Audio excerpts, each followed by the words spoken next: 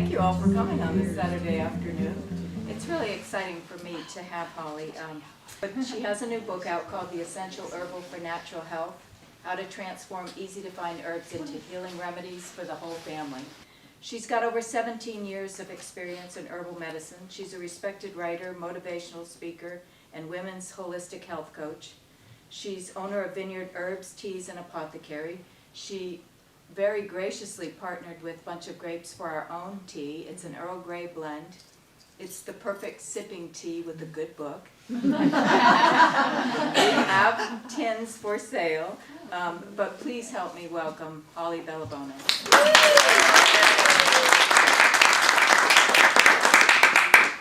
Thank you, Dawn. And it focuses on 13 herbs and ways to use them in your health cabinet. And then the CDs focus on specifically body system, so they complement each other.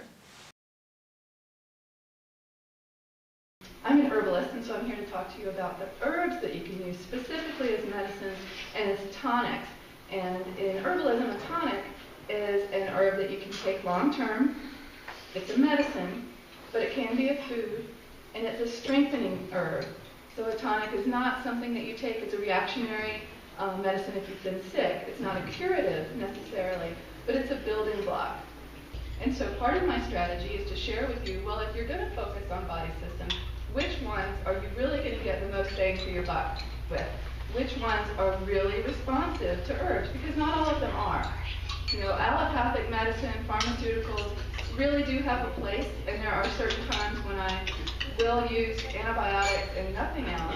If someone were to get meningitis, those are things that are strictly, you go to the doctor and you're happy with that, and we're grateful. Other body systems, though, really do respond super well to plant-based medicine. Your immune system, particularly your white blood cells, die off and are replaced every 24 hours. Tremendous opportunity there. So if you really focus on nourishing your immune system, which is possible with herbs, which I'll get to in a few minutes, then you can really strengthen your body in that regard from the inside out and give yourself a chance to move forward in a strong position of proactivity rather than fighting every germ that comes at you. When you offer, if someone has a specific ailment, do you offer consultation by phone or Skype or something like that? Yeah, so she was asking if I offer consultations, and I do, all by phone. I do coaching, especially women's holistic coaching, especially for young women. I really love that.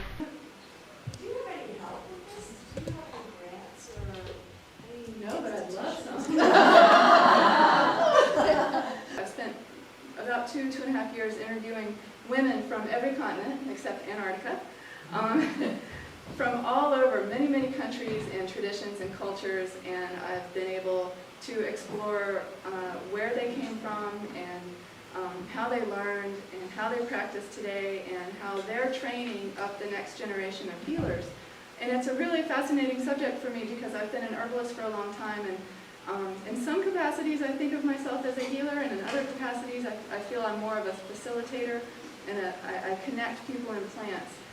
The heritage of herbal medicine is really one of my favorite parts of studying herbs. As you know, we talked about last time, I've put together a slide documentary on the women, especially, who have provided information and knowledge and experience toward not only the folklore but also the medicinal application of botanical remedies. And I've been fascinated to discover that across the whole world in so many different cultures, I think my documentary covers 16 different countries, people are sharing their knowledge of these plants and in a lot of ways using plants in the same manner. Joseph Campbell, the mythologist, was amazed to discover that so many myths and symbolic imagery seem to coincide throughout different cultures who had never shared their stories with each other, but they approached imagery of gods and goddesses and even plants in much the same way. And I've found a lot of that with medicinal herbs. There are a lot of differences between using plants fresh or dried. Part of it is they're on different levels. Part of it is a spiritual level. I approach plants and healing with plants on a very spiritual level as well as a physical level. I try to really incorporate both. It really means a lot to have it on an energetic plane because plants are energy. interact with us on an energetic level. And so the fresh plant is much more energetically active, I think. And a lot of times you can really feel that when you consume that fresh plant or somehow interact with that plant physically, spiritually, or consumed as medicine. So this is a great little herb. This is cleavers, and this is Gallium aperine, and it looks like a little sweet woodruff. It's wild. It grows in wetlands, marshes, as well as gardens and dry places. It's pretty well established anywhere. I really value it for medicine though. It's a lymphatic tonic, so it supports the lymph fluid drainage throughout the body.